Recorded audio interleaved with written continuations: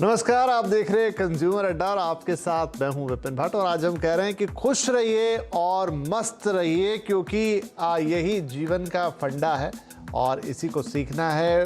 World happiness day, world happiness index, ये सारी चीज़ें हमारे साथ हैं और इसी के इर्द गिर्द हम बातचीत करेंगे कि आखिर जीवन में खुशी के क्या राज हैं। क्या कोई फिक्स फॉर्मूला है खुश होने का?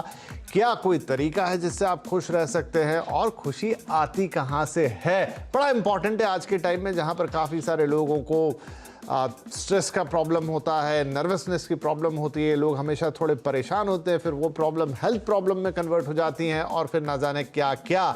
लेकिन खुशी का क्या कोई फॉर्मूला हम निकाल सकते हैं, कोई तरीका हम बना सकते हैं?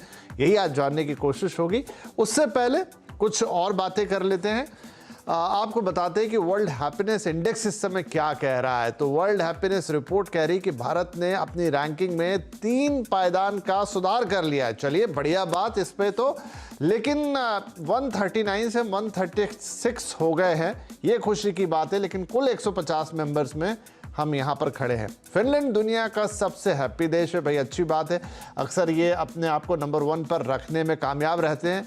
6 साल से फिनलैंड टॉप पर कायम है। जैसा मैंने आपसे कहा कि लगातार ऐसी क्या बात है वहाँ पर कि इतने ज़्यादा लोग खुश रहते हैं। हैप्पीनेस रिपोर्ट क्या है ये भी समझ लेते हैं। जब अगर बात कर रहे हैं हैप्पीनेस की, तो यूनाइटेड नेशंस की संस्था इसे तैयार करती है। इसके लिए जो पैमाने यूज़ किए जाते हैं वो है प्रति व्यक्ति आय, जीडीपी क्या है, ये इसका एक पैमाना है। कितने पैसे, सोशल सपोर्ट क्या है आपके पास, जीवन की प्रत्याशा क्या है, भ्रष्टाचार के लेवल उस देश में क्या है। तो ये वो पैमाने हैं। फिर उदारता, शासन व्यवस्था, स्वतंत्रता, जो किसी देश को खुश रखने के काम आती है और ये इस रिपोर्ट को बनाते समय ध्यान रखा जाता है। तो ये तो बात हो गई जब आप बात करते हैं पूरे देश की। लेकिन इंडिविजुअल लेवल पे आप कैसे खुश रहेंगे? क्या इसका भी कोई फॉर्मूला है? जैसा मैंने कहा, क्या कोई तरीका है?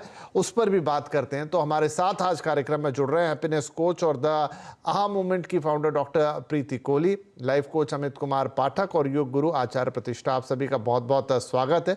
तो प्रीति जी, हम जाते हैं इंडिविजुअल फॉर्मूले पर, लेकिन उससे पहले थोड़ा सा है कि हाँ, हमारा देश हैप्पीनेस इंडेक्स पर इतना नीचे क्यों है? क्या रीज़न यही है कि इसके जो पैमाने हैं, मसलन आप जीडीपी देख रहे हैं, किस तरह का सोशल इंफ्रास्ट्रक्चर या सोशल सपोर्ट है सरकार की तरफ से? क्योंकि अभी भी हम एक डेवलपिंग कंट्री हैं, तो उन पैमानों पर डेफिनेटली हम दूसरे देशों के मुकाबले पीछे रहेंगे। लेकिन ऐसा भी नहीं है कि अमेरिका नंबर 1 है या चाइना नंबर 1 है। एक छोटा सा देश फिनलैंड नंबर 1 पर है। तो क्या क्या रीज़न है? धन्यवाद इस प्रश्न के लिए। और सबसे पहले तो अगर हम देखें, हम बचपन में ही अपने अगर कंडीशनिंग को देखें, तो कहीं पे एक लगने लगता है कि हम जब पाएंगे तो फिर हमें खुशी मिलेगी। अगर बच्चे को बोला जाता है आपको अच्छे मार्क्स मिलेंगे, तब आपको ये गिफ्ट मिलेगा, आपको ये प्राइज मिलेगा, बच्चे को लगने लगता है कि मुझे प्यार तब मिलेगा अगर मुझे ये मैं पा लूंगा।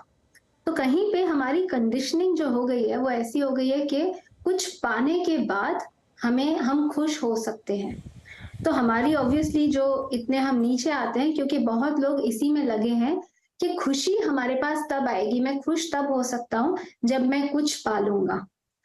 तो अगर हम अभी ये देखें कि हमारे भारत देश में तो ऑब्वियसली ये जो स्पिरिचुअल साइंस है ये इतने टाइम से रहा है, मुनियों ने कहा है, बट अब क्वांटम साइंस भी इसे बता रहा है कि हमारी जो स्टेट ऑफ बीइंग है, हमारा जो देखने का नजरिया है, उसी से हमारी लाइफ बनती जाती है।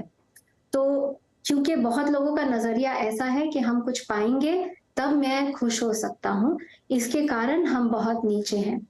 हमें जो चेंज करना है वो ये चेंज करना है कि हम कैसे खुश होने लगे।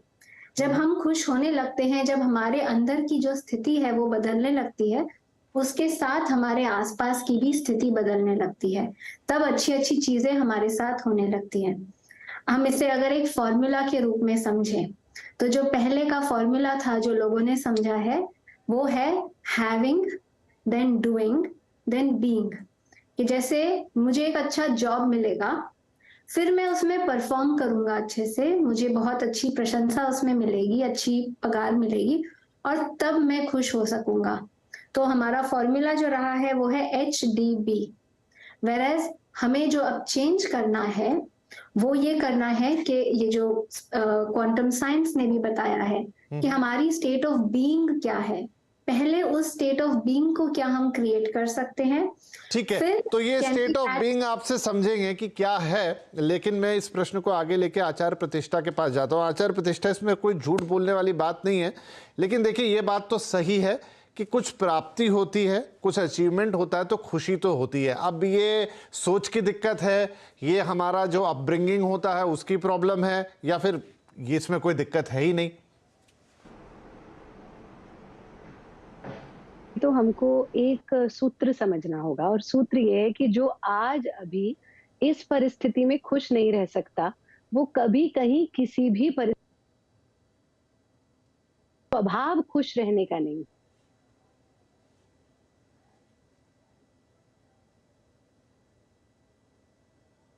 कुछ दिक्कत है शायद यहाँ पे ऑडियो कनेक्शन में। बात आप बहुत कुछ अच्छी कहना चाह रहे थे आचार्य जी, लेकिन हम तक पहुँच नहीं पा रही है। कोशिश करते हैं कि लाइन को ठीक किया जाए। अमित साहब, आप कुछ कहना चाहेंगे इस पर कि खुशी के मायने क्या हैं? जी, एक्चुअली जो हमारे पहले जिसने कहा वो मैं उसी के ऊपर आगे बात करना चाहूँगा कि पहली पॉइंट ये है कि हमारे देश में शुरू से पॉपुलेशन की वजह से कंपटीशन बहुत रहा है, और हमें बचपन से सिखाया जाता है कि रेस में आगे रहना है, सबसे पहले रहना है। अब इसकी वजह से क्या हो रहा है कि खुशी हम हमारे से बाहर ढूंढ रहे हैं। कोई हम अगर किसी के आगे निकल गए तो हम खुश होते हैं, हम अगर किसी से पीछे रह गए तो हम दुखी होते हैं। तो ये जो हमारी सोच है कि खुशी हमसे हमारे से बाहर है और हमको बाहर से उसे अंदर लेना है, उसकी वजह से एक कंपैरिजन सा एटमॉस्फेयर बन जाता है। और जब कभी कुछ बाहर होता है तो हमारे मन में विचार आते हैं, और वो विचार अगर पॉजिटिव है तब तो अच्छी बात है, मगर जनरली जब हम कंपेयर करना शुरू करते हैं तो हमें लगता है कि हम कहीं पीछे है।